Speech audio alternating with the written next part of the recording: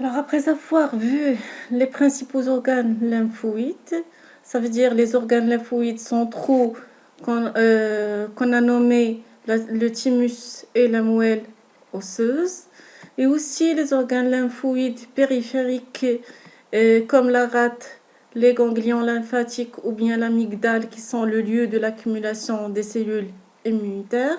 Alors, dans notre deuxième partie, on va voir quels sont les différents types de cellules immunitaires.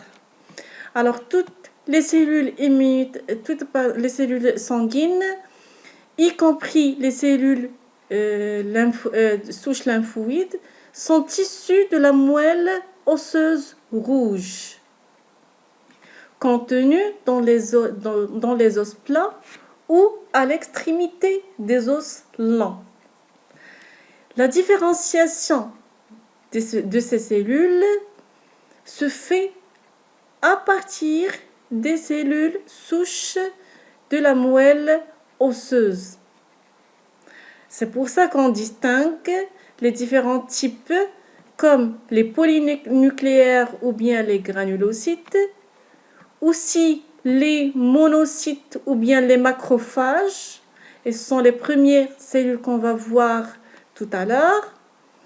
Et aussi, en ce qui concerne les cellules souches lymphoïdes, qui se divisent en deux types, les lymphocytes B et les lymphocytes T.